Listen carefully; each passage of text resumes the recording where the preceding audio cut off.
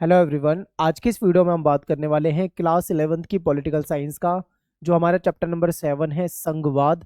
इसको यहाँ पे हम डिस्कस करने वाले हैं, तो आपको वीडियो को बहुत ध्यान से देखना है। कोई भी डाउट आपका नहीं रहेगा अगर आप इस वीडियो को अच्छे से देख लोगे। तो चैप्टर बहुत ही आसान है, लेकिन आपको देखना बहुत ध्यान से पड़ेगा, ठीक है। और टेलीग्राम ग्रुप अगर आपने नहीं ज्वाइन किया है तो उसको जरूर ज्वाइन करो, ये बिल्कुल फ्री है। आपको जाना है टेलीग्राम पे, क्लास 11 ESP सर्च करना है, ग्रुप में ज्वाइन हो जाना है। वहाँ पे आपको PDF नोट्स अवेलेबल हो जाएंगे। इसके अलावा हमारी वेबसाइट जो है, वेबसाइट पे भी आपको नोट्स अवेलेबल हो जाएंगे। उसके लिए गूगल पे जाना है, eklavyastudypoint.com सर्च करना है। उसके बाद क्लास 11th में जाके नोट्स में जाके आप सर्च कर सकते हो, ठीक है। चैप्टर वाइज नोट्स, MCQ वगैरह आपको सब कुछ वहाँ पे मिल जाता है। एक बार सिलेबस देख लो। आप जानते हैं कि आपकी जो बुक 1 है उसमें टोटल 10 चैप्टर हैं। इसमें से आज हम 7वां चैप्टर करने वाले हैं, यानी कि फेडरलिज्म, ठीक है, जिसको हिंदी में संघवाद कहा जाता है। इसको यहाँ पे हम देखेंगे। तो चलिए टॉपिक को स्टार्ट करते हैं। टॉपिक है हमारा संघवाद। संघवाद क्या होता है? तो देखिए, हमारे यहाँ पे संघवाद वाले सिस्टम को अपना रखा है। इसके तहत क्या होता है, किसी भी देश में, हो सकता है किसी और देश की बात भी हो, वहां पे एक से अधिक स्तर की सरकारें होती हैं, ठीक है। ये संघवाद के तहत आ जाता है। अगर मैं इसको भारत के नजरिए से देखूं तो हमारे यहाँ पे भी दो प्रकार की सरकारें हैं, दो स्तर की सरकारें हैं, ठीक है। आगे हम तीसरा स्तर भी पढ़ेंगे, लेकिन अभी आपको ये समझना है कि हमारे यहाँ पे दो स्तर की सरकारें हैं। तो वो दो स्तर की सरकारें कौन सी है? एक तो सरकार हमारी ऐसी होती है जिसको हम केंद्र सरकार कहते हैं या फिर संघ सरकार कहते हैं, यानी कि जो पूरे देश को देखती है। यानी पूरे देश के लिए हमारे यहाँ पे एक सरकार है जिसको हम क्या बोलते हैं, केंद्र सरकार या फिर संघ सरकार, ठीक है। जैसे कि आज के समय में हमारे देश में केंद्र में कौन सी सरकार है? NDA की सरकार है, ठीक है। बीजेपी NDA की सरकार है। और प्राइम मिनिस्टर कौन है हमारे पूरे देश के लिए? प्राइम मिनिस्टर जो है वो नरेंद्र मोदी जी है, ठीक है। तो ये हमारी कौन सी सरकार हो गई? केंद्र की सरकार हो गई। अब दूसरे स्तर पे कौन सी सरकार होती है? देखिए, दूसरे स्तर पे होती है हमारी राज्यों की सरकारें। यानी हमारे यहाँ पे स्टेट जो है, स्टेट की अपनी अलग सरकारें होती है। यानी राज्यों के लिए जो अलग अलग प्रकार की सरकारें हैं, ठीक है, अलग अलग जो सरकारें हैं, इसको हम प्रांतीय सरकार कह सकते हैं या फिर राज्य सरकार कह सकते हैं। अब जैसे केंद्र में तो भाई एक ही सरकार है, एक ही सरकार रहेगी, चाहे कोई भी हो, चाहे वो कांग्रेस की सरकार हो, बीजेपी की सरकार हो, तो पूरे केंद्र के लिए एक सरकार है। अब राज्यों में अलग सरकार हो सकती है, जैसे कि मान लो केंद्र में बीजेपी NDA की सरकार है जिसमें PM है नरेंद्र मोदी जी। अब मैं स्टेट की बात करता हूं। अब अगर आप बात करोगे पंजाब में किसकी सरकार है, तो वहां पे आम आदमी पार्टी की सरकार है, ठीक है। अगर मैं बात करता हूँ यूपी की, तो यूपी में किसकी सरकार है? वहां पे बीजेपी की सरकार है, जिसमें योगी जी वहां के चीफ मिनिस्टर है, ठीक है, वहां के CM है।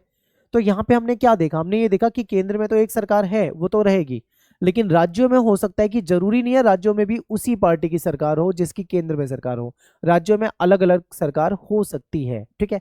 तो ये जो है हमारे यहाँ पे सिस्टम, इसको हम संघवाद कहते हैं। और संघवाद के तहत हमारे यहाँ पे दो प्रकार की सरकारें हैं। अब संघवाद के तहत हमारे यहाँ पे दो प्रकार की सरकारें कौन सी? आपने समझ लिया, एक केंद्र की सरकार है जो पूरे देश को देखेगी, और एक राज्य की सरकार है जो अपने राज्य के लिए काम करेगी। जैसे बंगाल है, बंगाल क्या है? हमारा एक राज्य है, वहां पे ममता बनर्जी की सरकार है। अब ममता बनर्जी क्या काम करेंगी? वो बंगाल को देखने का काम करेंगी, ठीक है, यानी बंगाल का काम करेंगी। जो यूपी के CM होंगे वो यूपी के लिए काम करेंगे, लेकिन जो केंद्र की सरकार होगी वो पूरे देश के लिए काम करेगी। तो यही जो फर्क है, आपको यहाँ पे समझना था। आई होप आपको बहुत अच्छे से समझ में आ चुका होगा, ठीक है। अब चलते हैं थोड़ा सा और आगे डिटेल में समझते हैं। अब देखिए, हमारे यहाँ पे जब हमारा संविधान बना था, तो हमारे संविधान में ये कहा गया था कि भाई, संविधान में ये चीजें लिखित में है कि हमारे यहाँ पे दो प्रकार की सरकारें होंगी। एक केंद्र सरकार होगी जो देश के लिए काम करेगी, एक राज्य सरकार होगी जो स्टेट के लिए काम करेगी। लेकिन कुछ वर्षों के बाद, ठीक है, कुछ वर्षों के बाद जब सरकारें चल रही थी, तब ऐसा महसूस हुआ कि केवल केंद्र और राज्य की सरकार से काम चलने वाला नहीं है।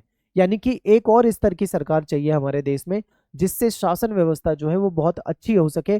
तो इसके लिए एक तीसरा स्तर भी आ जाता है जिसको कहा जाता है स्थानीय सरकार, यानी कि जो लोकल गवर्नमेंट होती है, ठीक है, हमारी।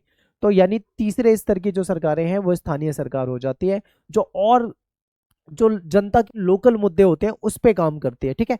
तो हमारे यहाँ पे टोटल कितने स्तर की सरकारें हो गई? 3 स्तर की, लेकिन मुख्य दो स्तर की सरकारें ही मानी जाती है, केंद्र सरकार, राज्य सरकार, ठीक है। ये तीसरा स्तर पहले नहीं था, याद रखना, ये पहले नहीं था, ये बाद में जोड़ा गया है, ठीक है। इसीलिए मैंने केंद्र और राज्य आपको पहले बताया है, ये बाद में जोड़ा है, इसीलिए हमने इसको बाद में रखा है, ठीक है। इसके ऊपर पूरा एक चैप्टर है, आगे जब हम अगला चैप्टर पढ़ेंगे तो स्थानीय सरकार को डिटेल में समझेंगे। यहाँ पे हमको बस केंद्र और राज्य की सरकार के बारे में ही समझना है, ठीक है। अब बात करते हैं संघवाद से क्या अभिप्राय है, या संघवाद से आप क्या समझते हो। तो अगर आपने इतना समझ लिया है तो आगे आपको बहुत आसान लगेगा, ठीक है, बिल्कुल भी आपको घबराना नहीं है। चलिए अब समझते हैं संघवाद होता क्या है। तो देखिए, संघवाद एक ऐसी व्यवस्था है जो दो प्रकार की राजनीतिक व्यवस्थाओं को समाहित करती है। ठीक है, अब यहाँ पे तो मैंने दो प्रकार लिख दिया है, लेकिन आप कहोगे हमारे यहाँ तो तीन प्रकार की सरकारें हैं, आपने बताया। तो देखिए, दो या दो से अधिक हो सकती है। ठीक है, तो यानी कि आप इसको चेंज भी कर सकते हो। आप कह सकते हो कि संघवाद एक ऐसी व्यवस्था होती है जिसके तहत किसी देश में दो या दो से अधिक स्तर की सरकारें होती हैं। ठीक है, ये राजनीतिक व्यवस्था में इसको रखा जाता है। इसमें क्या है, एक प्रांतीय स्तर की सरकार है जो स्टेट के लिए काम करती है, जैसे मैंने आपको यूपी का एग्जांपल दिया, बंगाल का एग्जांपल दिया, पंजाब का एग्जांपल दिया। ठीक है, दूसरी होती है केंद्रीय सरकार जो पूरे देश के लिए काम करती है। प्रत्येक सरकार अपने क्षेत्र में स्वायत्त होती है और उसके पास शासन के अधिकार होते हैं। अब देखो, इस लाइन का क्या मतलब है, यानी प्रत्येक सरकार यानी दोनों सरकार, चाहे हम केंद्र की बात करें या राज्य सरकार की बात करें, दोनों सरकारें अपने क्षेत्र में स्वायत्त है, उनको आजादी मिली हुई है। ठीक है, केंद्र की सरकार के अपने अधिकार मिले हुए हैं, केंद्र सरकार को जो अधिकार मिले हैं संविधान से, उसका इस्तेमाल करके वो जनता की भलाई के लिए काम करेगी। कौन? केंद्र की सरकार। इसी तरीके से ठीक राज्य की सरकार जो होती है उसको भी कुछ अधिकार मिले होते हैं, तो जनता की भलाई के लिए जो राज्य की सरकार होगी वो भी काम करेगी। यानी दोनों अपने अपने क्षेत्र में स्वायत्त है, उनको स्वतंत्रता मिली हुई है, वो अपने हिसाब से शासन चला सकते हैं, लेकिन गलत काम नहीं कर सकते। संविधान के दायरे में रहकर ही काम करना होगा। ठीक है, सिंपल। आगे चलते हैं। कुछ संघीय देशों में दोहरी नागरिकता की व्यवस्था होती है, लेकिन भारत में इकहरी नागरिकता है। यानी कुछ ऐसे देश होते हैं जहां पे डबल सिटीजनशिप होती है। ठीक है, और हमारे भारत की बात करें तो यहाँ पे सिंगल सिटीजनशिप है, यानी इकहरी नागरिकता है। अब ये सिटीजनशिप का क्या मतलब है यहाँ पे? देखिए, सिटीजनशिप जो है वो दर्शाता है कि हम किस देश के नागरिक हैं। जैसे आप भारत में रहते हो, आप भारत में जन्मे हो, भारत आपका देश है, मैं भी भारत में रहता हूँ, भारत मेरा देश है। ठीक है, तो मैं नागरिक कहाँ का कहलाऊंगा? मैं भारतीय कहलाऊंगा, यानी मेरी जो सिटीजनशिप होगी, मेरी नागरिकता होगी, वो क्या होगी? भारतीय। या फिर आप इसको अंग्रेजी में इंडियन कह सकते हो। ठीक है, यानी हम सब क्या हैं? मैं भी और आप भी, हम सब भारतीय हैं। हमने ये समझ लिया हम भारतीय हैं। लेकिन पूरे देश में आप कहीं भी रहते हो सकता है कोई बच्चा इस वीडियो को बिहार का स्टूडेंट देख रहा हो सकता है कोई झारखंड का स्टूडेंट देख रहा हो। इसको, हमारी वीडियो को लोग जो बच्चे हैं वो आरबीएससी वाले भी देखते हैं, सीबीएसई वाले भी देखते हैं, और एमपी बोर्ड, यूपी बोर्ड, हर बोर्ड के बच्चे वीडियो को देखते हैं। तो आप अलग अलग स्टेट में रहने वाले हो। ठीक है, कोई दिल्ली का रहने वाला है, कोई बिहार का रहने वाला है, कोई पंजाब का रहने वाला है। तो ऐसे में आप ये नहीं कहोगे कि मेरी नागरिकता बिहारी है, यानी बिहार का बच्चा ये नहीं बोलेगा कि मेरी सिटीजनशिप बिहारी है। कोई पंजाब का स्टूडेंट ये नहीं बोलेगा कि मैं पंजाबी हूँ। पंजाबी वो हो सकता है, वो उसका रहने का स्थान जरूर है, लेकिन वो उसकी नागरिकता भारतीय रहेगी।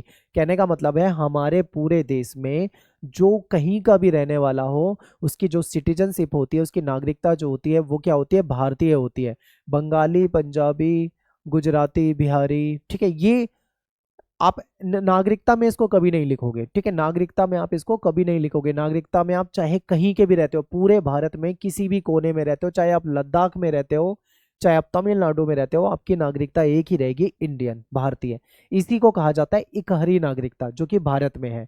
लेकिन दुनिया के सभी देशों में ऐसा नहीं है, कुछ देशों में दोहरी नागरिकता भी होती है। फॉर एग्जाम्पल, जैसे मान लो आप यूएसए, जो यूएसए में रहता है, ठीक है, उसकी दो नागरिकता है। वो जिस जगह का रहने वाला है, ठीक है, जैसे मान लो वॉशिंगटन डीसी का रहने वाला है या फिर किसी और जगह का रहने वाला है, ठीक है, तो उसकी उस जगह की भी नागरिकता तो होगी और वो यूएसए का भी नागरिक कहलाएगा। तो इस तरीके से क्या होता है, कुछ देशों में दोहरी नागरिकता होती है, पर हमारे यहाँ पे नहीं है। तो ये आपको समझना था। ठीक है, आगे चलते हैं। इस प्रकार लोगों की दोहरी पहचान और निष्ठाएं होती हैं, वो अपने क्षेत्र के भी होते हैं और राष्ट्र के भी होते हैं। यानी इस प्रकार से क्या होता है, जहां पे डबल नागरिकता होती है, उनकी दोहरी पहचान हो जाती है, डबल पहचान हो जाती है, डबल उसकी निष्ठाएं होती है। वो अपने क्षेत्र का भी नागरिक है और अपने राष्ट्र का भी नागरिक है। ठीक है, अब मान लो जैसे भारत है, भारत में सिंगल नागरिकता है, लेकिन अगर भारत में भी ऐसे बोल दें कि तुम्हें डबल नागरिकता दे दी जाती है, तो डबल नागरिकता होने से क्या होगा? वो राष्ट्र का भी नागरिक कहलाएगा। मान लीजिए, वैसे भारत में ऐसा है नहीं, मान लीजिए ऐसा हो जाए, तो अगर मान लो भारत में ऐसा हो जाए, तो हम भारतीय तो रहेंगे, लेकिन भारतीय के साथ साथ जो बिहार का रहने वाला है वो बिहारी भी हो जाएगा, जो पंजाब का रहने वाला है वो पंजाबी भी हो जाएगा। ठीक है, यानी उसकी दोहरी नागरिकता हो जाएगी। लेकिन हमारे यहाँ पे ऐसा नहीं होता, लेकिन दुनिया में कुछ देशों में ऐसा होता है, ये आपको समझा रहा था। ठीक है, जैसे देखो, जैसे भारत में हो जाए तो कोई अपने आप को गुजराती, झारखंडी, बिहारी, बंगाली होने के साथ साथ भारतीय भी कहलाएगा। ठीक है, यानी उसकी दो नागरिकता हो जाएंगी। प्रत्येक स्तर की राजनीतिक व्यवस्था की कुछ विशिष्ट शक्तियां और उत्तरदायित्व होते हैं, तथा वहां एक अलग सरकार भी होती है। प्रत्येक स्तर की राजनीतिक व्यवस्था की बात करें तो कुछ विशिष्ट शक्तियां होती है सरकारों के पास। ठीक है, और वहाँ एक अलग सरकार भी होती है। आपको पता है हमारे यहाँ पे स्टेट में अलग सरकार है। अब यहाँ पे मेरा एक क्वेश्चन है, जैसे हमारे यहाँ पे सिंगल नागरिकता है, पूरे देश में कोई कहीं का भी रहने वाला वो अपने आप को इंडियन लिखेगा, भारतीय लिखेगा। अगर मान लो हमारे यहाँ पे डबल नागरिकता कर दी जाए, तो क्या ये अच्छा है या अच्छा नहीं है? क्या सिंगल नागरिकता ये अच्छा है? जैसे मैं, मेरे से पूछो तो मैं कहूंगा सिंगल नागरिकता अच्छा है, ठीक है, कोई दिक्कत नहीं है। पूरे देश में कहीं भी रहता है वो इंडियन कहलाएगा, अच्छी बात है, कोई दिक्कत नहीं। लेकिन आपको क्या लगता है आप मुझे कमेंट में बता सकते हो, ठीक है। आगे चलते हैं। दोहरे शासन की विस्तृत रूपरेखा एक लिखित संविधान में मौजूद होती है। ये संविधान सर्वोच्च होता है और दोनों सरकारों की शक्तियों का स्रोत होता है। ये चीज मैं आपको पहले ही बता चुका हूं कि हमारे यहाँ पे जो दो प्रकार की सरकारों का जिक्र है, वर्णन है, वो आपको हमारे संविधान में मिलता है।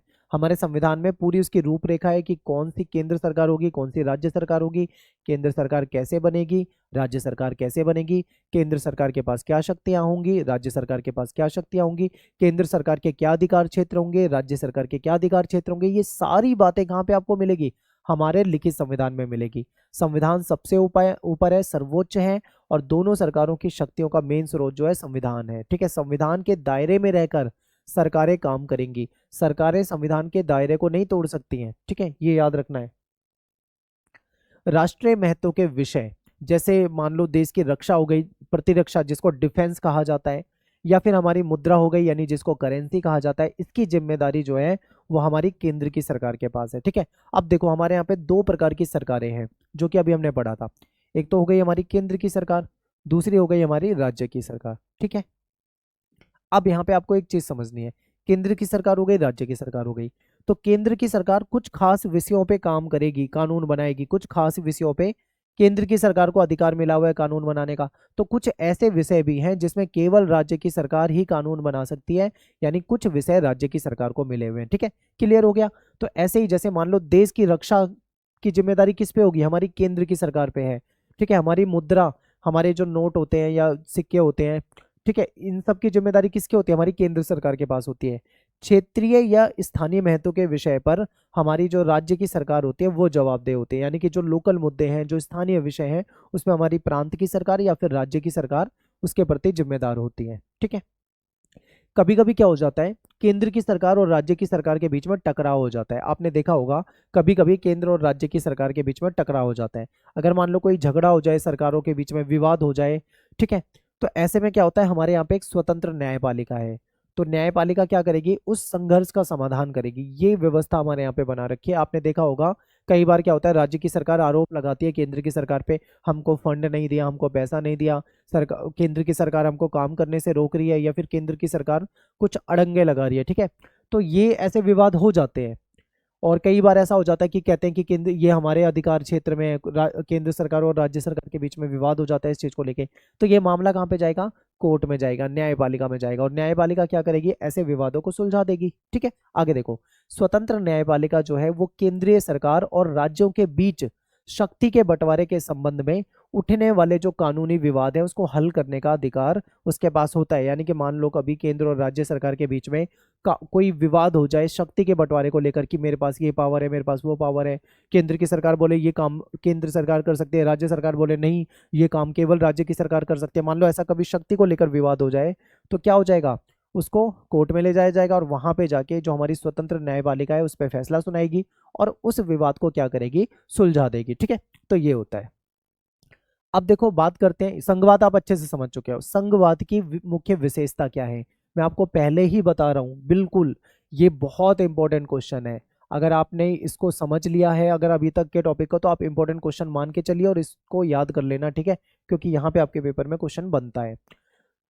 तो शुरू करते हैं संघवाद की विशेषता। तो देखिए, संघवाद में 2 या 3 स्तर की सरकार वाली व्यवस्था हो सकती है, ठीक है। हो सकता है किसी देश में 2 स्तर की सरकारें हों, केवल केंद्र और राज्य की सरकार हो, या हो सकता है किसी देश में भारत की तरह 3 स्तर की सरकारें भी हो सकती है, केंद्र की सरकार, राज्य की सरकार और स्थानीय सरकार, ये भी हो सकती है, ठीक है। तो ये ऐसा होता है, तो ये आप बता सकते हो। अगला पॉइंट है कि संविधान के द्वारा सरकार का गठन किया जाता है, यानी जो भी सरकार बनेगी वो संविधान में पहले से लिखित में है कि सरकार किस तरीके से बनेगी।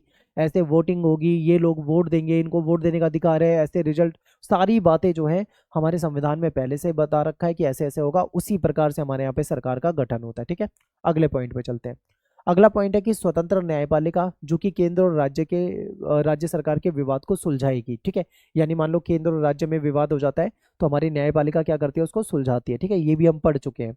अगर कोई परिवर्तन करना हो तो हर स्तर की सहमति चाहिए। मान लो संविधान में कोई परिवर्तन करना हो तो हर स्तर पे क्या चाहिए, सहमति चाहिए। ठीक है, तभी वो बदलाव हो सकता है। वित्तीय स्वायत्तता होती है, केंद्र सरकार के अपने फंड होते हैं, अपना उनको टैक्स मिलता है, पैसा उनका पास आता है। ऐसे ही राज्य सरकार के पास भी भाई उनको भी कहीं से टैक्स मिलता है, उनके पास भी मतलब पैसा आता है। तो वित्तीय स्वायत्तता है ताकि उनके पास पैसा रहे, उस पैसे से वो क्या करे, जनता के लिए काम कर सके। ठीक है, ये आप बता दोगे। इसके अलावा भारतीय संघवाद की विशेषता अगर पूछे तो आप बता दोगे कि देखिए भारतीय संघवाद में आपको पता है हमारे यहाँ पे एक लिखित संविधान है, लिखित संविधान में बताया हुआ है कि सरकारें कैसे बनेंगी, कैसे काम करेंगी।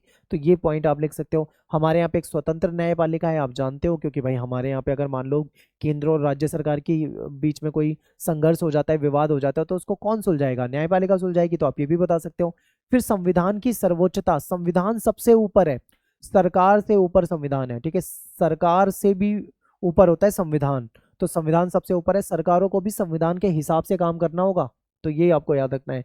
फिर भारत में 3 स्तर की सरकारें हैं, केंद्र की सरकार, राज्य की सरकार और स्थानीय सरकार, ये हम पहले ही पढ़ चुके हैं।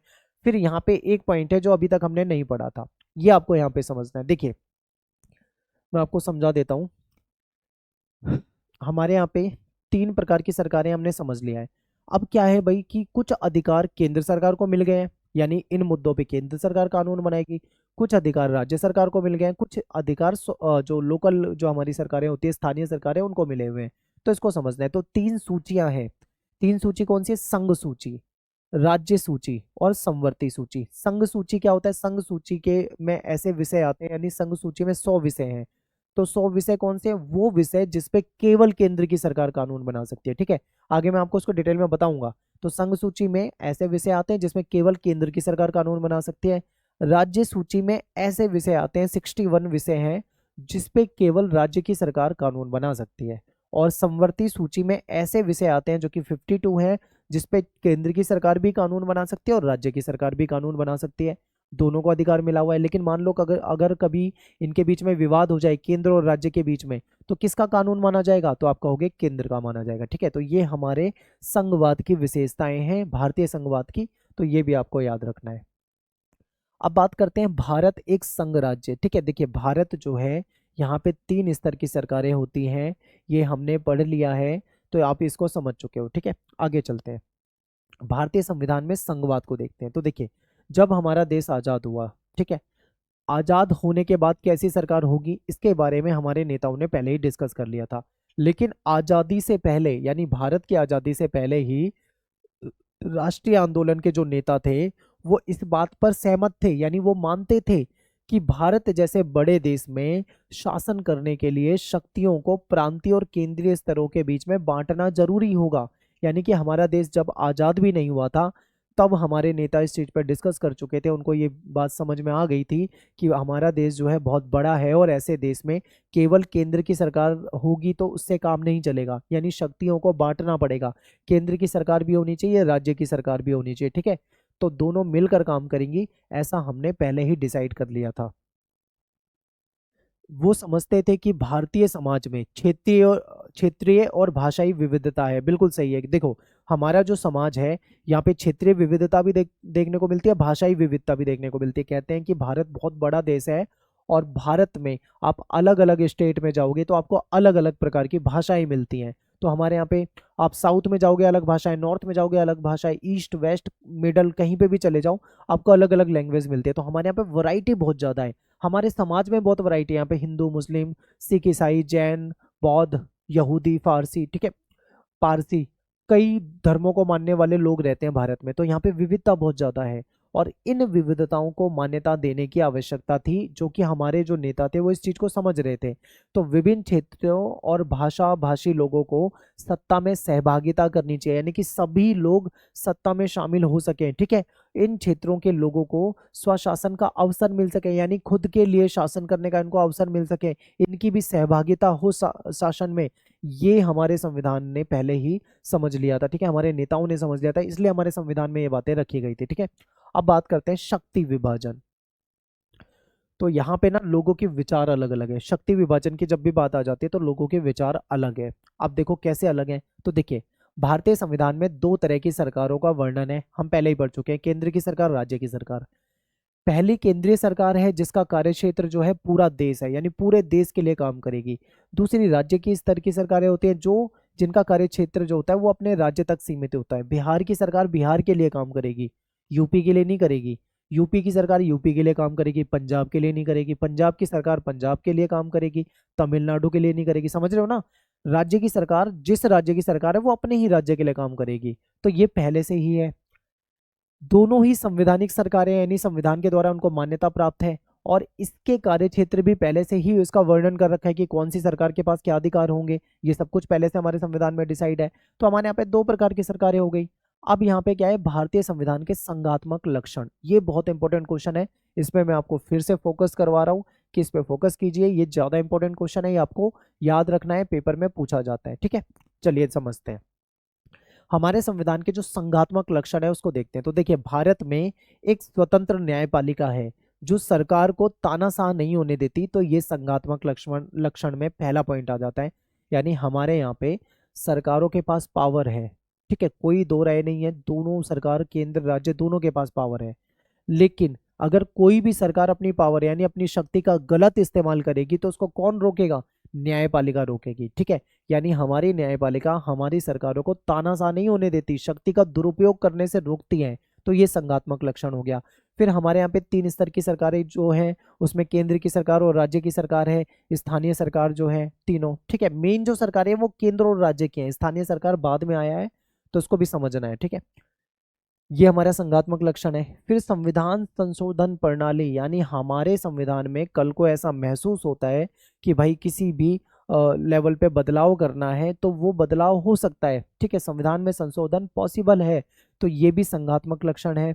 फिर संविधान हमारे यहाँ पे सर्वोच्च है, सबसे ऊपर संविधान को माना जाएगा, और कोई भी शक्ति संविधान से ऊपर नहीं है। ठीक है, संविधान से ऊपर कोई नहीं है, संविधान की बात सबको माननी पड़ेगी, संविधान के हिसाब से चलना पड़ेगा। हमारी चाहे सरकार हो चाहे हमारी कोर्ट हो, कोर्ट भी संविधान से ऊपर नहीं है।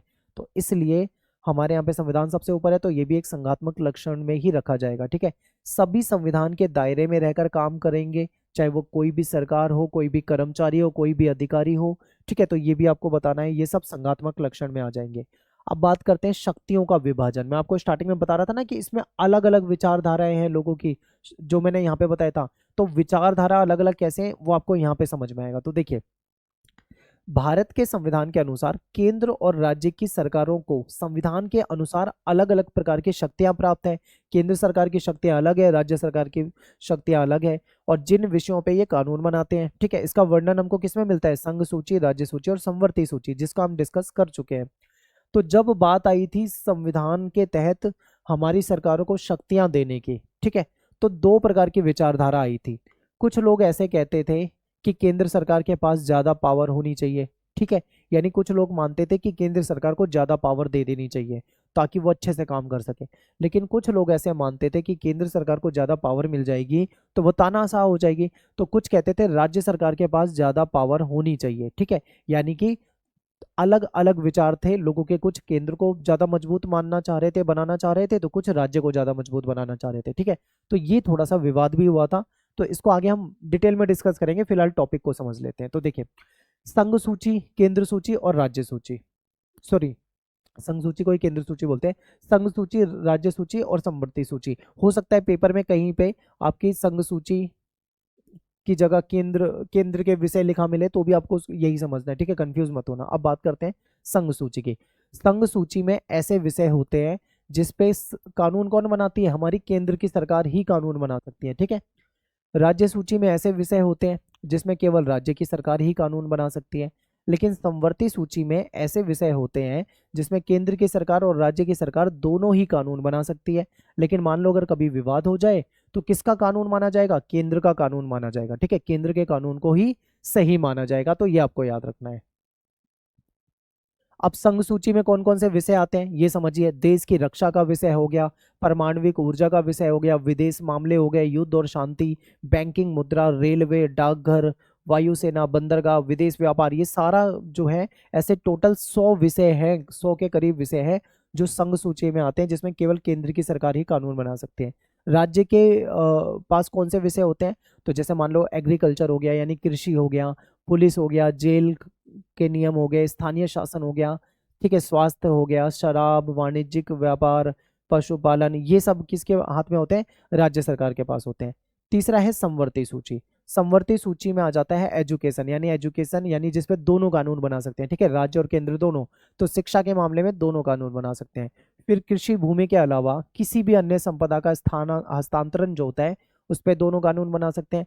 फिर फॉरेस्ट हो जाता है, मजदूर यूनियन हो जाएगी, ठीक है, सामानों में जो मिलावट है या फिर गोद लेना या उत्तराधिकार का अधिकार है, तो ये सारी चीजें जो आ जाती हैं ये हमारी संवर्ती सूची में आ जाती हैं, ठीक है। तो ये कुछ विषय होते हैं। अब बात करते हैं सशक्त केंद्रीय सरकार और संघवाद। यहाँ पे मैं आपको बताता ना, दो विचार थे अलग अलग तरह के। तो देखो, भारत में इस बात को लेकर दो विचार थे, दो मत थे, केंद्र सरकार के पास अधिक शक्तियां होनी चाहिए या राज्य सरकार के पास अधिक शक्तियां होनी चाहिए, इस पर काफी विवाद हो रहा था, ठीक है। कुछ लोग कहते थे कि एक मजबूत केंद्र की सरकार होनी चाहिए, केंद्र की सरकार के पास ज्यादा पावर होगी तो देश अच्छे से चलेगा, कुछ लोग ऐसा कहते थे। लेकिन कुछ लोग ऐसे कहते थे कि राज्य सरकार के पास ज्यादा पावर होनी चाहिए, अगर राज्य सरकार के पास पावर ज्यादा होगी तो वो स्टेट को अच्छे तरीके से चला सकती है, ऐसा लोगों को मानना था। तो हमारा जो संविधान है उसके द्वारा एक सशक्त केंद्रीय सरकार की स्थापना की गई, क्योंकि हमें जरूरत थी एक मजबूत केंद्र सरकार की और एक, ठीक है। तो अगर आपसे पेपर में पूछा जाए कि केंद्र सरकार ज्यादा मजबूत है या राज्य सरकार ज्यादा मजबूत है, तो आप बोलोगे केंद्र सरकार। केंद्र सरकार के पास ज्यादा पावर होती है, ठीक है, ऐसा हमारा संविधान है, संविधान ने उसको ज्यादा पावर दी है। आगे देखते हैं। भारत एक महाद्वीप की तरह विशाल देश है, एक बहुत बड़ा देश है और ये विविधताओं से भरा हुआ है। हमारे यहाँ पे बहुत सारी सामाजिक समस्याएं, यहाँ पे अलग अलग धर्मों को मानने वाले लोग रहते हैं, वैरायटी बहुत ज्यादा है।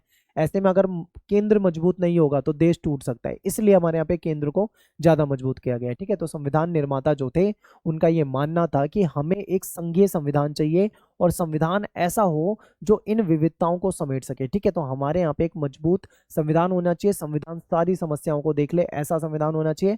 संविधान निर्माता जो थे एक शक्तिशाली केंद्र सरकार की स्थापना करना चाहते थे। उनको पता था कि अगर मजबूत केंद्र सरकार होगी हमारे यहाँ पे तो बेहतरीन शासन चल सकता है देश में, ठीक है, जो विघटनकारी प्रवृत्तियों पर अंकुश रख सकते हैं। यानी मान लो कोई देश को तोड़ने का काम करे, देश में कुछ गलत काम करने की कोशिश करे तो उसको तोड़ने का काम कौन करेगी, अगर मजबूत हमारी केंद्र की सरकार होगी तभी उसको कंट्रोल में रखा जा सकता है, ठीक है। और सामाजिक राजनीतिक परिवर्तन भी ला सकेगी अगर केंद्र सरकार मजबूत होती है। तो अगर केंद्र ही कमजोर हो जाएगा तो देश में शासन नहीं चल पाएगा, क्योंकि भारत में वैरायटी बहुत ज्यादा है। तो ये चीज हमारे संविधान बनाने वाले पहले से समझते थे, ठीक है। आगे देखते हैं। स्वतंत्रता के समय केंद्र के लिए ऐसी शक्तियां आवश्यक भी थी, क्योंकि जिस समय देश आजाद हुआ था ना उस समय ज्यादा मजबूत केंद्र चाहिए भी था। क्यों चाहिए था, क्योंकि उस समय देश में न केवल ब्रिटिश सरकार द्वारा गठित कुछ प्रांत थे, यानी अंग्रेजों के द्वारा गठित प्रांत थे, बल्कि 500 से ज्यादा अधिक, यानी आप मान लो 565 देसी रियासतें भी थी। उन रियासतों को भी जोड़कर उनका विलय करना था, भारत में जोड़ना था। तो ऐसे में मजबूत केंद्र की आवश्यकता थी बिल्कुल उस टाइम पे, जो कि हमारे संविधान बनाने वालों ने उस चीज को समझा, ठीक है। आगे देखो, भारतीय संविधान में ऐसे प्रावधान भी हैं जो सशक्त केंद्रीय सरकार बनाते हैं, यानी हमारे संविधान में ऐसे प्रावधान हैं जो केंद्र की सरकार को ज्यादा मजबूत बनाती है, ठीक है। तो हमारा संविधान का जो आर्टिकल 3 है, इसके अकॉर्डिंग संसद किसी राज्य में से उसका राज्य क्षेत्र अलग कर सकती है या दो से अधिक राज्यों को मिलाकर नया राज्य भी बना सकती है, ठीक है। हमारी केंद्र की सरकार के पास ये शक्ति है संविधान के आर्टिकल 3 के अकॉर्डिंग, कि अगर वो चाहे तो किसी स्टेट को, उसके पार्ट को कट कर सकती है, ठीक है, उसको दूसरे स्टेट में मिला सकती है, या किसी स्टेट को दो हिस्सों में बांट के अलग अलग स्टेट बना सकती है, या फिर दो स्टेट को आपस में मिला के एक स्टेट बना सकती है। ये सारी पावर किसके पास है, हमारी केंद्र सरकार के पास है, ठीक है। वह किसी राज्य की सीमाओं यानी बॉर्डर में भी चेंजेस कर सकती है, किसी स्टेट का नाम भी बदल सकती है हमारी सरकार चाहे तो। और शक्ति के दुरुपयोग को रोकने के लिए संविधान पहले प्रभावित राज्य के विधानमंडल को विचार व्यक्त करने का अवसर भी देता है। मान लो कभी ऐसा लगता है कि शक्ति का दुरुपयोग किया जा रहा है, सरकार जो है वो अपनी पावर का गलत इस्तेमाल कर रही है, तो ऐसे में क्या होता है, जो राज्य होता है, राज्य की जो विधानसभा या विधानमंडल होता है, उसको भी अवसर दिया जाता है कि भाई तुम भी इस पे अपने विचार जो है वो रखो कि क्या आपके विचार हैं, ठीक है। संविधान में केंद्र को ज्यादा शक्तिशाली बनाने वाले कुछ आपातकालीन प्रावधान भी, यानी कुछ इमरजेंसी वाले प्रावधान भी है जो केंद्र को ज्यादा मजबूत बनाते हैं। जो लागू होने पर हमारी संघीय व्यवस्था को एक अत्यधिक केंद्रीकृत व्यवस्था में बदल देते हैं। यानी जब वो इमरजेंसी वाली पावर लागू हो जाती है तो कहीं ना कहीं केंद्रीकृत व्यवस्था हो जाती है, केंद्र ही सारे स्टेट को देखने लग जाता है। ठीक है, तो आपातकाल के दौरान जो शक्तियां होती है वो कानूनी रूप से केंद्रीकृत हो जाती है। आपने देखा होगा 1975 में देश में इमरजेंसी लगाई गई थी। ठीक है, जब आप 12th क्लास में जाओगे ना तो आप वहां पे पढ़ोगे 1975 में देश में इमरजेंसी लगा दी गई थी इंदिरा गांधी के द्वारा। उस समय में सारी पावर जो थी केंद्र के हाथों में आ गई थी, केंद्र जैसे चाहे वैसे पूरे देश को चला सकता था। तो ऐसी पावर भी होती है हमारे यहाँ पे केंद्र सरकार के पास, लेकिन वो इमरजेंसी की सिचुएशन के लिए होती है, ऐसे नहीं कि आप कभी भी तानाशाही शुरू कर दो, ऐसा नहीं। आगे देखो, संसद को ये शक्ति भी प्राप्त हो जाती है कि वो उन विषयों पर भी कानून बना सके जो राज्यों के अधिकार क्षेत्र में है। ठीक है, ऐसे में संसद के पास ये भी पावर आ जाती है कि राज्य वाले जो राज्य के अधिकार क्षेत्र में जो विषय होते हैं जिसपे केवल राज्य सरकार कानून बनाती है उस पर केंद्र भी कानून बना सकती है। ठीक है, इमरजेंसी की सिचुएशन में ये भी हो जाता है। सामान्य स्थितियों में भी केंद्र जो है वो सरकार केंद्र सरकार जो है वो अत्यंत प्रभावी वित्तीय शक्तियां और उत्तरदायित्व है। यानी अगर हम नॉर्मल स्थिति में भी देखें तो भी हमारी केंद्र सरकार के पास बहुत ज़्यादा शक्ति है जो पैसे वाली, यानी उसके पास वित्तीय शक्तियां बहुत ज़्यादा है, उसके पास विभिन्न प्रकार का टैक्स जाता है, विभिन्न प्रकार के फंड होते हैं। ठीक है, और विभिन्न प्रकार की जिम्मेदारियां होती हैं। आय के प्रमुख संसाधनों पर केंद्र सरकार का भी कंट्रोल ज़्यादा होता है, यानी जहां से आय आती है उस पर भी किसका कंट्रोल होता है, सबसे ज़्यादा केंद्र सरकार का। केंद्र के पास आय के अनेक संसाधन हैं और राज्य अनुदानों और वित्तीय सहायता के लिए कहीं ना कहीं केंद्र पे आश्रित होता है। यहाँ पे पता लगता है केंद्र सरकार कितनी मजबूत है, क्योंकि जो आय के साधन होते हैं यानी जिससे पैसा सरकार के पास जाता है, सरकार के पास पैसा जाता है टैक्स से, टैक्स के अलावा भी कुछ और भी साधन होते हैं। ठीक है, जहाँ पे सरकार के पास पैसा जाता है तो ज़्यादा पैसा केंद्र के पास जाता है, और केंद्र सरकार राज्यों के पास भी जाता है वैसे, लेकिन फिर भी राज्य सरकार केंद्रों पर निर्भर होती है, कुछ फंड उनको केंद्र सरकार से ही मिलता है। तो यहाँ पे भी हमको क्या पता लगता है केंद्र सरकार कितनी ज़्यादा मजबूत है।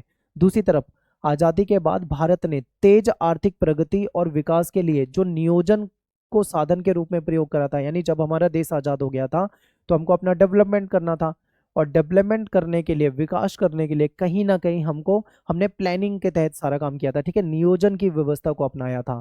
तो इस हिसाब से भी देखा जाए तो केंद्र ही ज़्यादातर योजनाएं जो था वो बनाता था। नियोजन के कारण हमारे यहाँ पे आर्थिक फैसले लेने की जो ताकत थी वो भी किसके हाथ में थी, केंद्र सरकार के हाथ में थी। आपको पता है हमारे यहाँ पे पंचवर्षीय योजना चलती थी। ठीक है, यानी 5 ईयर प्लान चलता था, और वो 5 ईयर कौन बनाता था प्लान, प्लानिंग कमीशन, जो कि केंद्र सरकार के अधीन होता था। ठीक है, केंद्र सरकार के द्वारा नियुक्त योजना आयोग जो था जिसको प्लानिंग कमीशन कहा जाता है, ये राज्यों के संसाधन प्रबंधन पर निगरानी करता था, यानी कंट्रोल करता था एक तरह से। तो यहाँ पे भी दिखाया जा रहा है कि केंद्र सरकार मजबूत है, वो किस तरीके से कंट्रोल करती है।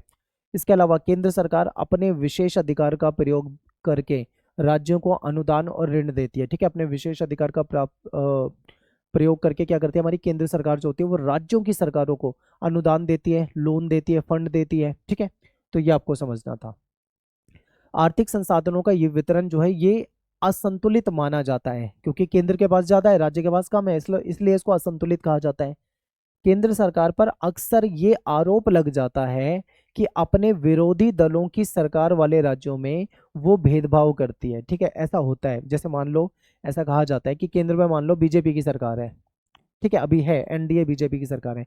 मान लो किसी स्टेट में कांग्रेस की सरकार है, तो कांग्रेस की सरकार आरोप लगा सकती है क्योंकि भाई बीजेपी की सरकार अलग है और यहाँ पे अलग पार्टी की सरकार है, तो आरोप लग जाता है कि केंद्र सरकार हमको उतना पैसा नहीं दे रही है, उतना फंड नहीं दे रही है। ठीक है, अखिल भारतीय सेवाएं जो होती हैं वो पूरे देश के लिए, और इसमें जो चयनित अधिकारी होते हैं वो राज्यों के प्रशासन में भी काम करते हैं, ये हम जानते हैं। ज़्यादातर जो आप देखोगे जिलाधीश के रूप में कार्यरत जो भारतीय प्रशासनिक सेवा के जो अधिकारी होते हैं, या मान लीजिए जो पुलिस कमिश्नर के रूप में जो काम करने वाले जो भारतीय पुलिस सेवा के जो अधिकारी होते हैं, उसको किसके कंट्रोल में रखा गया है, केंद्र सरकार के कंट्रोल में। तो अब एक तरीके से आप ये मान लीजिए कि प्रशासन में भी कहीं ना कहीं केंद्र सरकार का जो दखल है वो होता है, केंद्र सरकार ज्यादा कंट्रोल कर सकती है, क्योंकि ये जो बड़े बड़े अधिकारी होते हैं, ठीक है, ठीक है, ये सब क्या होते हैं, ये कहीं ना कहीं केंद्र सरकार के अधीन होते हैं। राज्य ना तो उनके विरुद्ध कोई अनुशासनात्मक कार्यवाही कर सकता है और ना ही उनको उनकी नौकरी से यानी उनकी सेवा से हटा सकता है। तो राज्यों में काम करते हैं लेकिन अधीन केंद्र सरकार के हैं, राज्य सरकार कोई इस पे कुछ कर नहीं सकती है उनका। ठीक है, तो ये भी क्या दर्शाता है कि केंद्र कितना पावरफुल है हमारे यहाँ पे। संविधान के 2 आर्टिकल, एक तो 33 और दूसरा 34, ये जो 2 आर्टिकल हैं ये केंद्र सरकार को केंद्र सरकार की शक्ति को उस स्थिति में काफी बढ़ा देते हैं जब देश के किसी क्षेत्र में सैनिक शासन लागू हो जाए। ठीक है, अब मान लीजिए देश में कोई क्षेत्र है जहां पे सैनिक शासन लागू कर दिया है, यानी मार्शल लॉ लागू कर दिया, जहां पे सेना को ज्यादा पावर दे दी गई है। ऐसा पता है कहाँ पे होता है? जो नॉर्थ ईस्ट के राज्यों में, जहाँ पे मान लो दंगा वगैरह हो जाए या कोई ऐसी सिचुएशन हो जाए, ज्यादातर वहां पे आपको देखने को मिलेगा। ठीक है, तो ऐसी सिचुएशन में भी क्या होता है, केंद्र के पास आप देखोगे कहीं ना कहीं ज्यादा पावर होती है।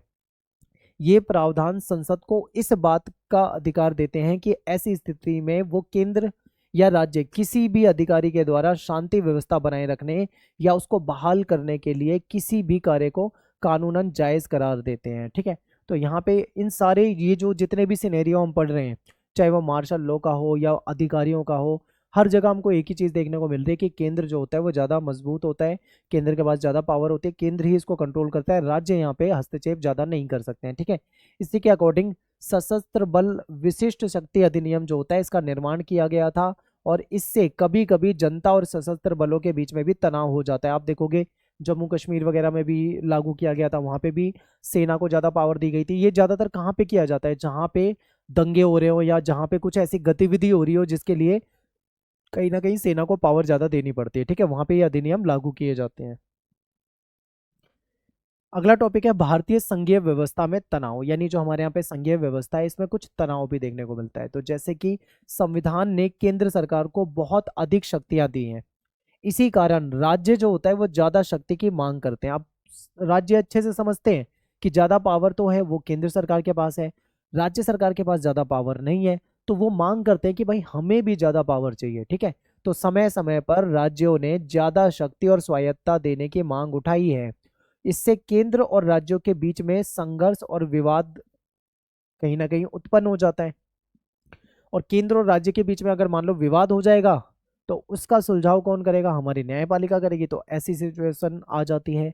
तो केंद्र और राज्य अथवा विभिन्न राज्यों के आपसी कानूनी जो विवाद है उसका समाधान कौन करती है? हमारी न्यायपालिका करती है, जो हम पहले ही पढ़ चुके हैं।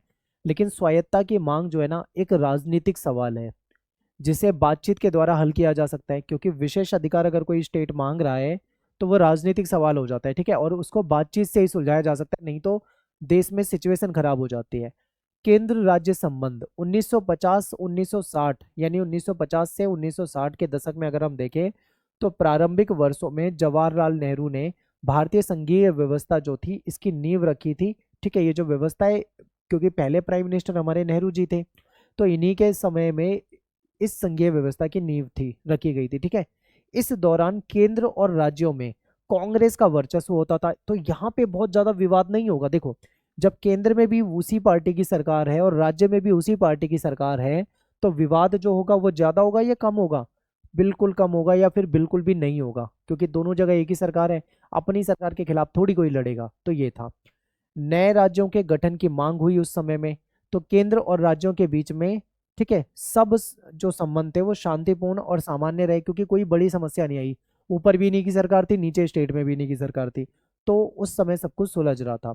राज्यों को आशा थी कि केंद्र से प्राप्त वित्तीय अनुदानों से विकास कर सकेंगे, यानी राज्य सरकार को लग रहा था जो केंद्र सरकार उनको पैसा देगी उस पैसे से वो अपना राज्य का विकास करेंगे। इसके अलावा केंद्र द्वारा सामाजिक आर्थिक विकास के लिए बनाई गई जो पॉलिसी है, इसके कारण भी राज्यों को काफी आशा बंधी।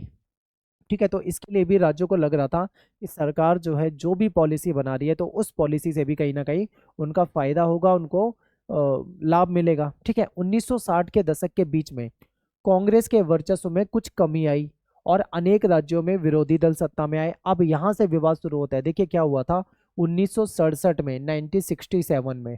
ठीक है, आप देख पा रहे हैं, एक बार मैं कलर चेंज करता हूं, वापस लिखता हूं। देखिए 1967 में क्या हुआ, चुनाव हुए और 9 राज्यों में कांग्रेस के अलावा कोई दूसरी सरकार बन गई, यानी केंद्र में तो कांग्रेस की सरकार है लेकिन 9 राज्यों में अदर पार्टियों की सरकार बन गई। अब ऊपर है अलग सरकार और नीचे स्टेट में है अलग सरकार, तो यहाँ पे क्या हो गया, यहाँ पे कहीं ना कहीं राज्य और केंद्र के बीच में विवाद होना शुरू हो गया। ठीक है, अब इन्होंने डिमांड करनी शुरू कर दी राज्यों ने कि हमको ज्यादा पावर चाहिए। ठीक है, तो इससे राज्यों और और राज्यों के द्वारा ज्यादा शक्ति और स्वायत्ता देने की मांग की शुरुआत हो जाती है।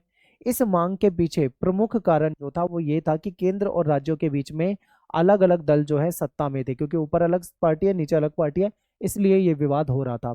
अतः राज्यों की सरकारों ने केंद्र की जो कांग्रेसी सरकार थी उसके द्वारा तय किए गए जो अवांछनीय हस्तक्षेप थे उसका विरोध करना शुरू कर दिया, क्योंकि अब केंद्र में कांग्रेस की सरकार थी, राज्यों में अलग पार्टियों की सरकार थी, तो कई बार क्या करती थी केंद्र की सरकार राज्यों की सरकारों में हस्तक्षेप करती थी, कोई ना कोई अड़ंगा अटका रही थी। इसकी वजह से ये जो राज्य की सरकार थी ये विरोध करती थी कि भाई हमारे साथ गलत हो रहा है, हमें ये पावर मिलनी चाहिए। ठीक है, आगे देखो क्या होता है।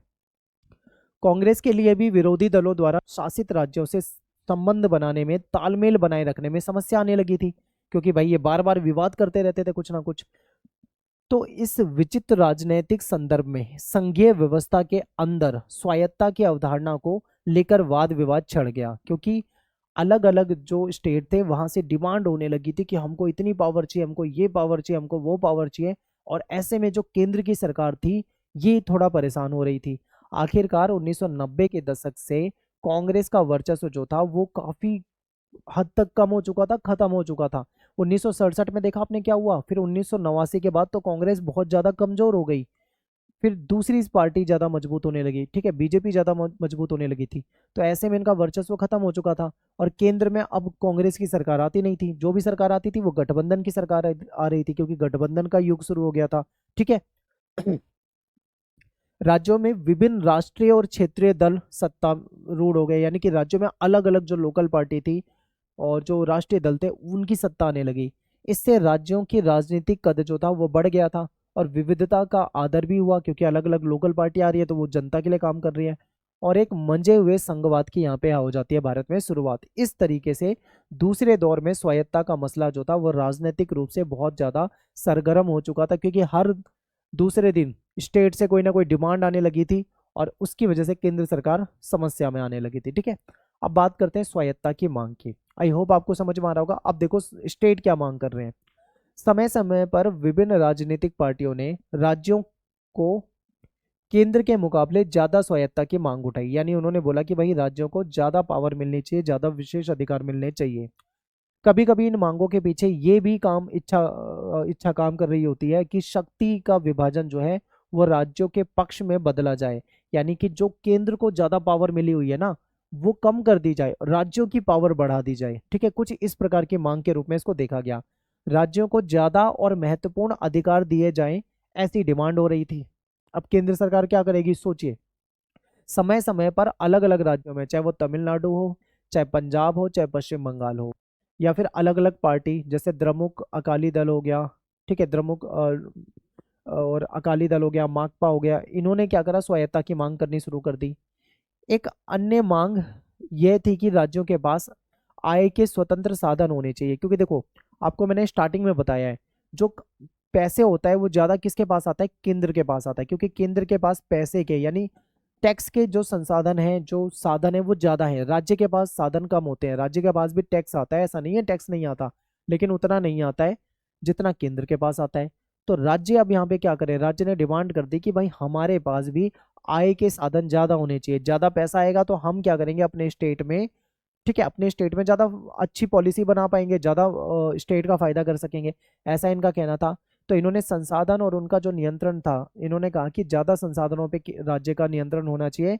इससे इसे वित्तीय स्वायत्ता भी कहते हैं, यानी वित्तीय रूप से स्वायत्त हो जाएंगे, यानी कहीं ना कहीं आप ये मान लो आत्मनिर्भर हो जाएगी, राज्य की सरकार खुद पे निर्भर हो जाएगी, केंद्र से बहुत ज्यादा कुछ मांगना नहीं पड़ेगा।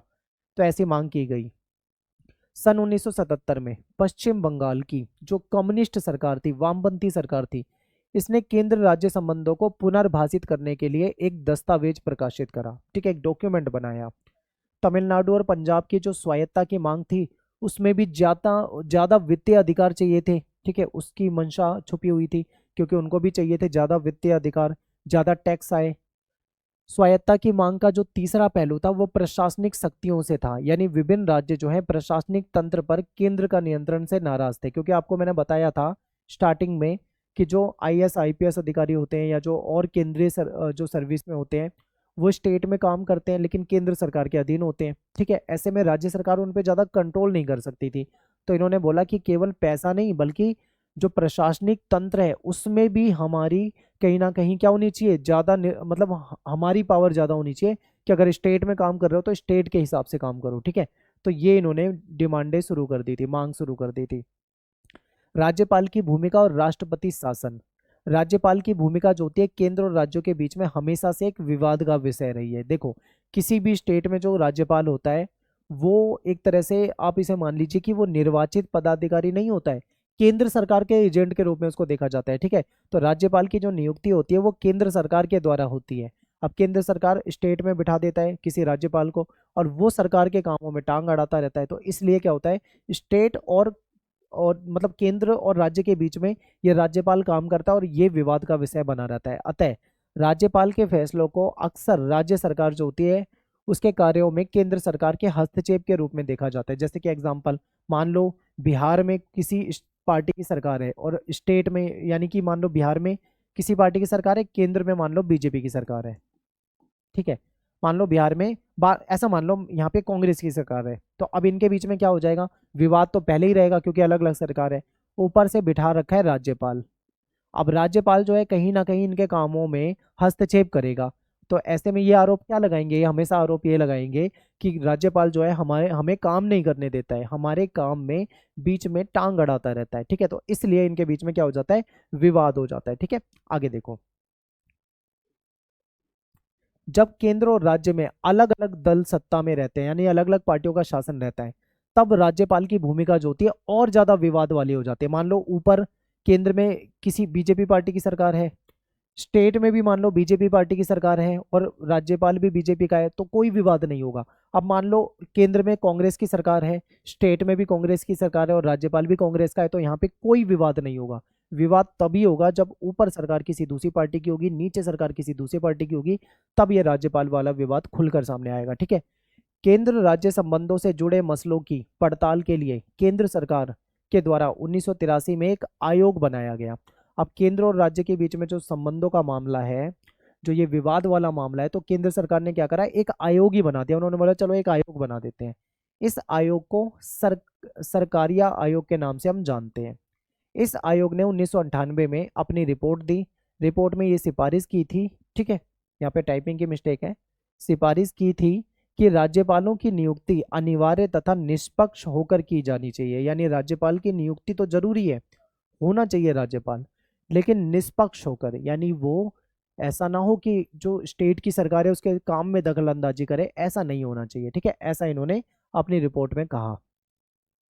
तो संविधान के जो सबसे ज्यादा विवाद वाला जो प्रावधान है, आर्टिकल 356, इसके द्वारा राज्यों में राष्ट्रपति शासन जो लागू किया जाता था, यानी कि राज्यों में मान लो इमरजेंसी लगा दी जाती थी, तो इस प्रावधान को किसी राज्य में तब लागू करते थे जब ऐसी कंडीशन हो जाती थी कि मान लो उस राज्य में शासन अच्छे से नहीं चल पा रहा है, ठीक है, या मान लो वहां पे कोई दंगा वगैरह हो जा रहा है, ठीक है। तो ऐसे में कहीं ना कहीं इसको लागू किया जाता था। तो परिणाम स्वरूप क्या होता है, संघीय सरकार यानी जो केंद्र की सरकार है वो राज्य सरकार का अधिग्रहण कर लेते हैं, यानी कि सारी पावर जो होती है राज्य की वो किसके हाथ में चली जाती है, केंद्र सरकार के हाथ में चली जाती है। तो इसमें बहुत विवाद होता था, ठीक है। तो राष्ट्रपति शासन को अधिकतम 3 वर्षों तक बढ़ाया जा सकता था। राज्यपाल को यह अधिकार होता था कि वो राज्य सरकार को सस्पेंड करने और राज्य विधानसभा को निलंबित या विघटित करने की अनुशंसा कर सके। तो यहाँ पे आपको समझ में आया मेन खेल क्या है। यहाँ पे राज्यपाल के पास इतनी पावर होती है, वो किसी स्टेट की सरकार को वो बर्खास्त तक कर सकता है, राष्ट्रपति शासन में महत्वपूर्ण भूमिका निभा सकता है। तो ये सब होता था, ठीक है। तो इसके लिए क्या होता था, ये पद जो है हमेशा विवाद का कारण रहा है। इससे बहुत सारे विवाद पैदा हुए हैं। कुछ मामलों में राज्य सरकारों को विधायिका में बहुमत होने के बाद भी बर्खास्त कर दिया गया था। ऐसा मैं आपको एग्जाम्पल देता हूँ, केरल में। केरल में क्या हुआ, कम्युनिस्ट पार्टी की सरकार बन गई, ठीक है, ऊपर थी कांग्रेस की सरकार। तो कांग्रेस की सरकार ने क्या करा, ये जो वहां पे कम्युनिस्ट पार्टी की सरकार थी उसको सस्पेंड कर दिया। 1967 के बाद बहुत सारे राज्य ऐसे थे जहां पे बहुमत की परीक्षा के बिना ही सरकारों को बर्खास्त कर दिया गया, ठीक है। ये गलत होता था, यानी केंद्र की सरकार कहीं ना कहीं अपनी पावर का इस्तेमाल करके दूसरी सरकारों को सस्पेंड कर दे रही है। ऐसा कांग्रेस ने सबसे ज्यादा कर रखा है, ठीक है, कांग्रेस ने करा है हमेशा ऐसा। तो ये आपको यहाँ पे देखने को मिलेगा।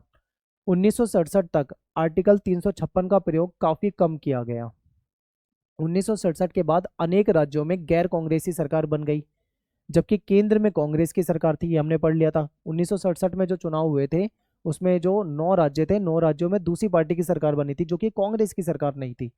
तो केंद्र ने क्या करा, अब कई बार अपनी शक्ति का इस्तेमाल करा और राज्य की सरकार को क्या कर दिया, सस्पेंड कर दिया, खत्म कर दिया। और उसने राज्यपाल के माध्यम से बहुमत दल या गठबंधन को सत्तारूढ़ होने से रोका, यानी जिसके पास बहुमत था उसको सत्ता में आने से रोका। एग्जाम्पल के लिए 1980 के दशक में केंद्रीय सरकार ने आंध्र प्रदेश और जम्मू कश्मीर की जो निर्वाचित सरकार थी उसको सस्पेंड कर दिया था।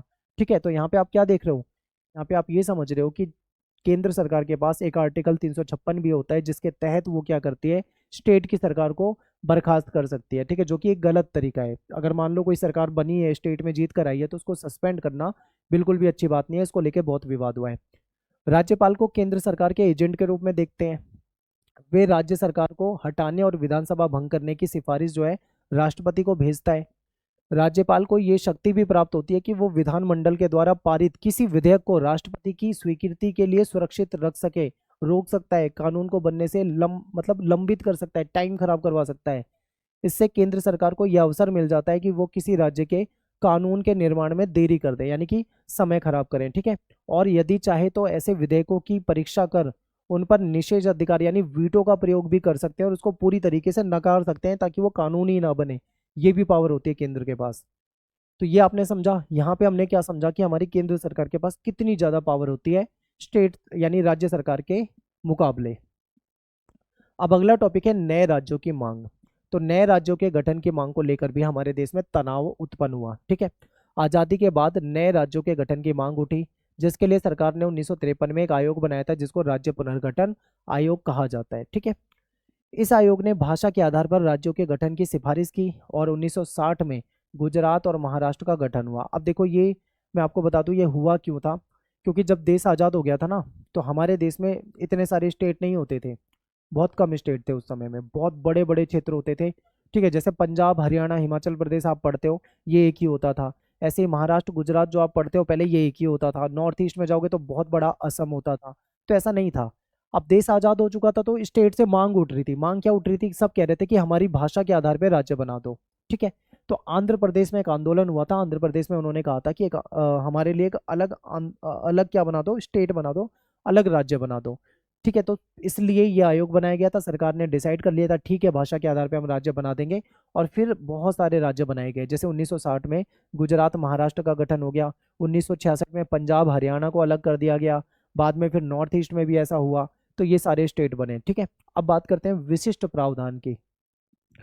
तो भारतीय संघवाद की एक महत्वपूर्ण विशेषता ये भी है कि इसमें अनेक राज्यों के साथ थोड़ा अलग व्यवहार किया जाता है, यानी कुछ स्टेट के साथ अलग व्यवहार और कुछ स्टेट के साथ अलग व्यवहार। तो आपको ये लगेगा यार ये तो भेदभाव हो रहा है, केंद्र सरकार जो है ऐसे में भेदभाव कर रही है। तो लेकिन यहाँ पे ऐसा क्यों करा जा रहा है, आपको पहले ये समझना पड़ेगा, बाद में आप बोलोगे ना, पहले ये समझो। देखो, प्रत्येक राज्य का आकार और उसकी जनसंख्या जो होती है अलग होती है। कुछ स्टेट की जनसंख्या बहुत ज्यादा है, तो कुछ स्टेट ऐसे भी है, जैसे यूपी है, यूपी की जनसंख्या बहुत ज्यादा है, गोवा की जनसंख्या कम है, उनका आकार भी कम है। तो हर स्टेट को देखें, हम कंपेयर करें तो उनकी जनसंख्या और उनका आकार जो होता है अलग अलग होता है। ठीक है, तो राज्यसभा में असमान प्रतिनिधित्व भी प्रदान है। जो राज्यसभा में जो स्टेट ज्यादा है, जिसकी जनसंख्या ज्यादा है, उसकी सीटें ज्यादा होंगी। जो स्टेट छोटा है, जिसकी सीटें कम है, ओ सॉरी, जिसकी जनसंख्या कम है, तो उसकी सीटें भी कम होंगी। तो जहां छोटे से छोटे राज्य को भी न्यूनतम प्रतिनिधित्व आवश्यक प्रदान किया गया हमारी राज्यसभा में, तो ये आपको समझना है। वहीं इस व्यवस्था से ये भी सुनिश्चित किया गया है कि बड़े राज्यों को ज्यादा प्रतिनिधित्व मिल सके। ठीक है, शक्ति के बंटवारे की योजना के तहत संविधान में जो शक्तियां मिली हैं वो सभी राज्यों को समान रूप से मिल सके, किसी राज्य के साथ कोई भेदभाव ना हो। आगे चलते हैं। लेकिन कुछ राज्य ऐसे हैं जिनको उनकी विशिष्ट सामाजिक और ऐतिहासिक परिस्थिति के अनुसार उनको संविधान की कुछ विशेष अधिकारों की व्यवस्था की गई है। यानी कुछ स्टेट ऐसे हैं जिनका कल्चर अलग है, वहाँ का सिस्टम ही बिल्कुल अलग है, तो उसको कहीं ना कहीं विशेष अधिकार देने पड़े हैं। ऐसा आप देखोगे नॉर्थ ईस्ट में। नॉर्थ ईस्ट में मान लीजिए असम है, नागालैंड है, अरुणाचल प्रदेश हो गया, मिजोरम हो गया, इनके लिए ये विशिष्ट प्रावधान किए गए हैं क्योंकि यहाँ का इतिहास, यहाँ की संस्कृति जो है जनजातीय है, यहाँ पे जनजातियाँ रहती हैं और जो जंगलों में निवास करती हैं, तो इनका कल्चर बिल्कुल अलग है। ठीक है, तो इसलिए इनकी इनकी इनका कल्चर का संरक्षण हो सके, ठीक है, इनके साथ कोई भेदभाव ना हो, इसलिए इनको विशेष अधिकार दिए गए हैं। ठीक है, यहाँ के निवासी जो हैं वो अपनी संस्कृति और अपने इतिहास को बनाए रखें, ठीक है, इसलिए इनको ये विशेष अधिकार मिले हैं। ये प्रावधान जो है इस क्षेत्र के कुछ भागों में अलगाववाद और सशस्त्र विद्रोह को रोकने में भी सफल नहीं हो सके, ठीक है, क्योंकि यहाँ पे अलगाववाद की आप देखोगे मांग चलती रहती है, अलग स्टेट की मांग चलती रहती है, तो ये सब होता है। ऐसे कुछ विशिष्ट प्रावधान पहाड़ी राज्यों में जैसे हिमाचल प्रदेश हो गया, या आंध्र प्रदेश में देखोगे, गोवा, गुजरात, महाराष्ट्र, सिक्किम, तेलंगाना, यहाँ पे भी कुछ ऐसे प्रावधान आपको देखने को मिलते हैं। अब एक टॉपिक है आपका जम्मू कश्मीर। पहले जम्मू और कश्मीर को आर्टिकल 370 के तहत विशेष राज्य का दर्जा प्राप्त था। इसका अपना एक अलग संविधान होता था, अलग ध्वज होता था, ठीक है। लेकिन जम्मू कश्मीर बड़े रजवाड़ों में से एक हुआ करता था उस समय में, जिसके पास भारत या पाकिस्तान से जुड़ने या फिर स्वतंत्र रहने का ऑप्शन था। लेकिन आज़ादी के बाद क्या हुआ, पाकिस्तान ने इस पर आक्रमण कर दिया और इस पर कब्जा करने का प्रयास किया। तो ऐसे में हमारी जो भारत की सेना थी, ठीक है, उसने क्या करा, इसको स्वतंत्र कराने का काम किया, क्योंकि यहाँ के जो महाराजा होते थे, हरि सिंह होते थे, इनका शासन होता था, ठीक है। हरि सिंह ने भारतीय सरकार के पास गए, उससे मदद मांगी, तो उन्होंने मदद करी और इनको भारत में मिला लिया, यानी जम्मू कश्मीर को भारत में मिला लिया, ठीक है। तो ये सिचुएशन यहाँ पे हुई थी। उसके बाद इसको कुछ विशेष अधिकार मिल गए थे आर्टिकल 370 के तहत, और सब कुछ ऐसा चल रहा था यहाँ पे। फिर दूसरों राज्यों के मामले में अगर शक्तियों का बंटवारा देखें, तो यहाँ पे आपको थोड़ा मतलब दूसरे राज्यों से इसको ज़्यादा पावर मिली हुई थी, तो ये भी आपको समझना था। लेकिन बाद में सरकार ने क्या करा, बाद में सरकार ने इसमें जो आर्टिकल 370 है उसको वहाँ से रिमूव कर दिया और इसको एक सामान्य जैसे बाकी स्टेट होते हैं उस तरीके से बना दिया गया, ठीक है। और यहाँ पे क्या करा, केंद्र सरकार ने जो लद्दाख है उसको यूनियन टेरिटरी, यानी कि आप ये मान लीजिए उसको बिना विधानसभा वाला यूटी बना दिया, ठीक है। और जम्मू कश्मीर को विधानसभा वाला संघ शासित क्षेत्र के रूप में हम देखते हैं आज के समय में, ठीक है।